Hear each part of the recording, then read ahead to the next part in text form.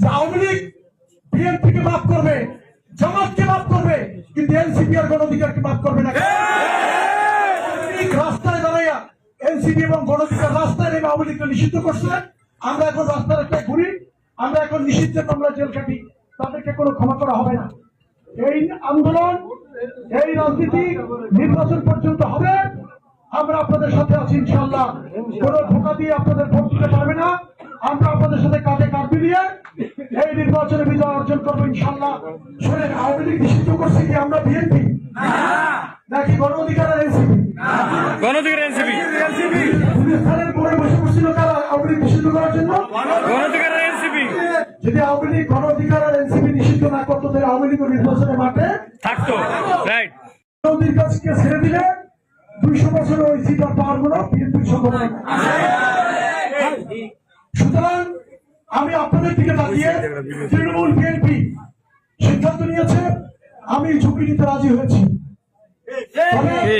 দলের যে সমস্ত বহিষ্কার, যে সমস্ত সিদ্ধান্ত, এই সিদ্ধান্ত সম্পর্কে আমরা আগেই জানি, এগুলো খুবই পূর্ব পরিচিত সিদ্ধান্ত। 1 তারিখের পরে যারা বহিষ্কার হয়েছে এখন তাদের বহিষ্কার প্রত্যাহার। আবার আগামী নির্বাচনে বিজয় অর্জন করতে পারলে আপনাদের বহিষ্কার প্রত্যাহার হবে। সুতরাং এগুলো ভয়ের কোনো কারণ নেই, এটা দলের একটা দায়িত্ব। কিন্তু মূল দায়িত্ব হচ্ছে, মূল শক্তি হচ্ছে কে?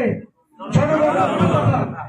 আপনারা যদি চান যে ওইখানে বিএনপির সংসদ সদস্য হলে আপনাদের উপকার হবে, এলাকার উপকার হবে এবং দল হিসাবে বিএনপি শক্তিশালী হবে, তাহলে আপনারা সেই কাজটি করবেন।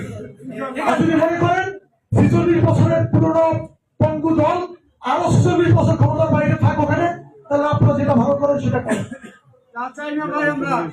যাই হোক, আরেকটু কথা বলি।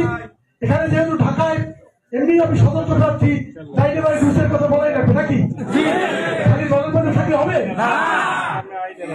আওয়ামী লীগের যারা এখানে আছেন, আওয়ামী লীগের যে সমস্ত কর্মীদের সাথে আপনাদের দেখা হবে, তারাও তো ভোটার। জনতার পটুয়াখালী 3 নির্মাণ করার জন্য আমরা কাঁধে কাঁধ মিলিয়ে আপনাদের সাথে ওই গণসিপার উন্নয়ন করব। যদি আপনাদের প্রতিনিধি হিসাবে আপনারা আমাকে পার্লামেন্টে পাঠান। ভোট ছাড়াই অনেকে মন্ত্রী পরিচয় দেয়। নির্বাচনের দিন ইনশাল্লাহ সন্ধ্যার সময় টের পেয়ে যাবেন যে কার চালানে কয় টাকা আছে।